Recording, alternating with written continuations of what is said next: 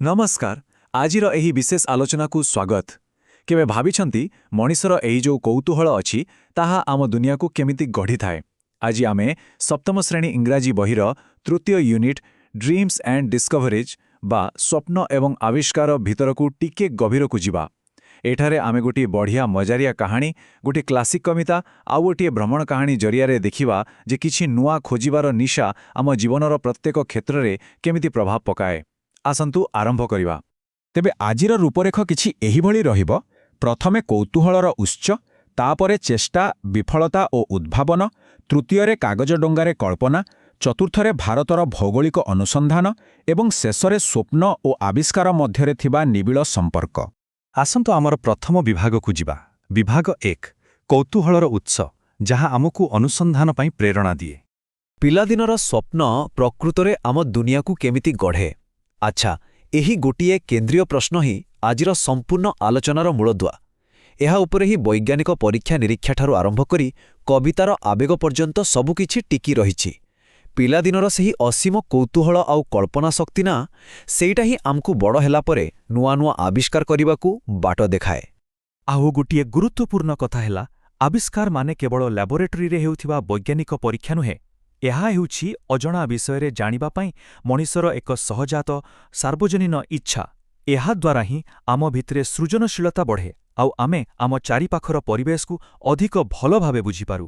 ସତ କହିବାକୁ ଗଲେ ଏହି ଇଚ୍ଛାଶକ୍ତି ବଳରେ ହିଁ ମାନବ ସଭ୍ୟତା ଆଜି ଏତେ ଆଗକୁ ଆସିପାରିଛି। ଏବେ ବିଭାଗ 2 ଉପରେ ନଜର ପକାଇବା। ଚେଷ୍ଟା, ବିଫଳତା ଏବଂ ଉଦ୍ଭାବନା, ଏକ ଜଟିଳ ପ୍ରକ୍ରିୟା। ଅନିତା ରାଓ ବାଦାମୀଙ୍କ ଗଳ୍ପ ମାଇ ବ୍ରଦର୍ସ ଗ୍ରେଟ୍ ଇନଭେନ୍ସନ୍ କଥା ଚିନ୍ତା କରନ୍ତୁ। ଏଠି ଆମେ ଆନନ୍ଦକୁ ଭେଟୁ। ସେ ଜଣେ 13 ବର୍ଷର ପିଲା, ହେଲେ ନିଜକୁ ଜଣେ ବଡ଼ ବୈଜ୍ଞାନିକ ଭାବେ।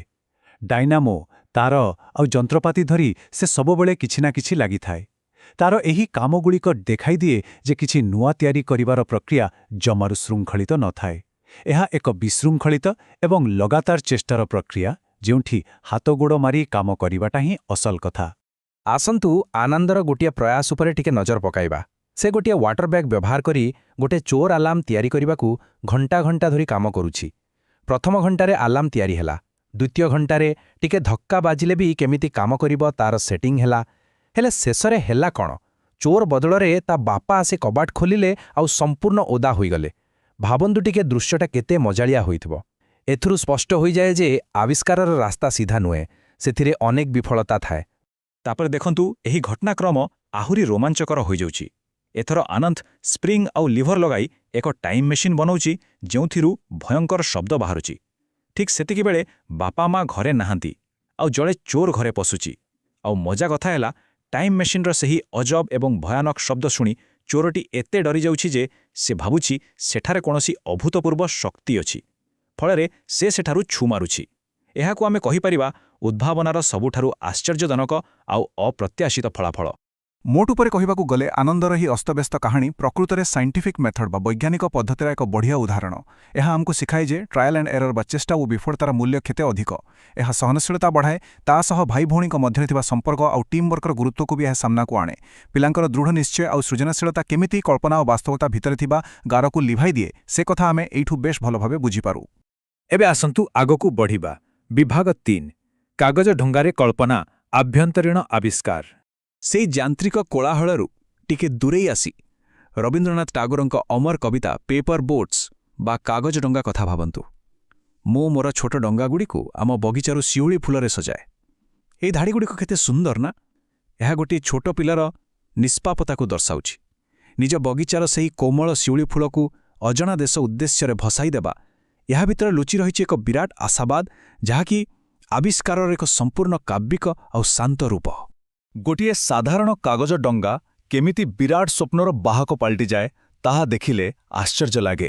ପ୍ରଥମେ ବଡ଼ କାଳା ଅକ୍ଷରରେ ଡଙ୍ଗା ଉପରେ ନିଜ ନାଁ ଆଉ ଗାଁର ନାଁ ଲେଖିବା। ଏହାର ଅର୍ଥ ହେଲା ଅଜଣା ଦୁନିଆ ଆଗରେ ନିଜର ପରିଚୟ ଦେବାର ଏକ ନିଷ୍ପାପ ଇଚ୍ଛା। ତାପରେ ତାକୁ ସେଉଇ ଫୁଲରେ ସଜାଇ ପାଣିରେ ଭସାଇ ଦେବା ଆଉ ଏଇ ବିଶ୍ୱାସ କରିବା ଯେ ନିଦ୍ରାର ପରୀମାନେ ସ୍ୱପ୍ନର ଟୋକେଇ ଧରି ସେଇ ଡଙ୍ଗାରେ ଯାତ୍ରା କରୁଛନ୍ତି। ବାସ୍ତବରେ ଏହା ହେଉଛି କଳ୍ପନାର ଚରମ ସୀମା, ଯେଉଁଠି ଆମ ମନ ଆପେ ଆପେ ଅଜଣା ଜଗତ ସହ ଯୋଡ଼ି ହୋଇଯାଏ। ଟାଗୋର ଏଠାରେ ଗୋଟେ ବହୁତ ବଡ଼ କଥା ବୁଝାଇଛନ୍ତି। ଆନନ୍ଦର ସେହି ମେସିନ୍ ଆଉ ଯନ୍ତ୍ରପାତିକୁ ଏହି କବିତା ସହ ତୁଳନା କରି ଦେଖନ୍ତୁ। ଆବିଷ୍କାର କରିବାକୁ ହେଲେ ଯେ ସବୁବେଳେ ତାର ବ୍ୟାଟେରୀ କିମ୍ବା ଲାବୋରେଟୋରୀ ଦରକାର ସେମିତି କିଛି ନାହିଁ। କେବଳ କଳ୍ପନା ବଳରେ ମଧ୍ୟ ଏକ ଅଜଣା ଦେଶ ସହ ଯୋଡ଼ି ହୋଇହେବ। ଖଣ୍ଡେ କାଗଜ ଆଉ ଗୋଟିଏ ଶୁଦ୍ଧ ମନ ମଧ୍ୟ ନୂଆ ଦୁନିଆ ସୃଷ୍ଟି କରିପାରେ। ଏହା ଏକ ନିଶ୍ଚକ ଆଭ୍ୟନ୍ତରୀଣ ଯାତ୍ରା। ଏବେ ଚାଲନ୍ତୁ ଆମର ପରବର୍ତ୍ତୀ ବିଭାଗକୁ ଯିବା। ବିଭାଗ 4 ଭାରତର ବିଭିନ୍ନ ଭୌଗୋଳିକ ଅଞ୍ଚଳର ଅନୁସନ୍ଧାନ, ବାହ୍ୟ ଆବିଷ୍କାର। ଆମେ ଭିତରର କଳ୍ପନା କଥା ତ ବହୁତ କଲେ, ଏବେ ଆସନ୍ତୁ ଟିକେ ବାହାର ଦୁନିଆକୁ ଯିବା। ନର୍ଥ, ସାଉଥ୍, ଇଷ୍ଟ, ୱେଷ୍ଟ କାହାଣୀରେ ଆମେ ଗାର୍ଗୀକୁ ଭେଟୁଛୁ। ସେ ତା ବାପା ମାଙ୍କ ସହ ସାରା ଭାରତ ବୁଲୁଛି, ଆଉ ସବୁଠୁ ବଢ଼ିଆ କଥା ହେଲା ସେ ନିଜର ଅନୁଭୂତିଗୁଡ଼ିକୁ ପୋଷ୍ଟକାର୍ଡ଼ରେ ଲେଖି ରଖୁଛି। ଏହି ପୋଷ୍ଟକାର୍ଡ଼ଗୁଡ଼ିକ ଜରିଆରେ ଆମେ ମଧ୍ୟ ଗାର୍ଗୀ ଆଖିରେ ଏହି ବିଶାଳ ଦେଶର ଭିନ୍ନ ଭିନ୍ନ ରୂପକୁ ଦେଖିବାର ସୁଯୋଗ ପାଉଛୁ। ଏହି ଯାତ୍ରା କେତେ ରୋମାଞ୍ଚକର ଦେଖନ୍ତୁ। ଦକ୍ଷିଣରେ ଗୋପାଳପୁରର ସମୁଦ୍ରକୂଳରେ ଥଣ୍ଡା ପବନର ମଜା, ଉତ୍ତରରେ ଥାଜିୱାସ୍ ଗ୍ଲେସିୟରର ବରଫ ପାହାଡ଼, ପଶ୍ଚିମ ଗୁଜରାଟର ଗରମ ବାଲି ଆଉ ପୂର୍ବରେ ସୁନ୍ଦରବନର କୁମ୍ଭୀର। କିନ୍ତୁ କଥା ସେତିକିରେ ସରୁନି। ଗାର୍ଗୀର ଆଖି ବହୁତ ତୀକ୍ଷ୍ଣ। ସେ କେବଳ ବୁଲୁ ନାହିଁ, ସେ ଲକ୍ଷ୍ୟ କରୁଛି ଯେ ଗ୍ଲେସିୟରରେ ଆଗ ଅପେକ୍ଷା କମ୍ ବରଫ ଅଛି ଆଉ ସୁନ୍ଦରବନରେ ବନ୍ୟା ବଢ଼ୁଛି। ମାନେ ବୁଝୁଛନ୍ତି ତ, ଏହା କେବଳ ଭ୍ରମଣ ନୁହେଁ, ପରିବେଶ ଓ ଜଳବାୟୁ ବଦଳନ ଉପରେ ଏହା ଏକ ସୂକ୍ଷ୍ମ ପର୍ଯ୍ୟବେକ୍ଷଣ।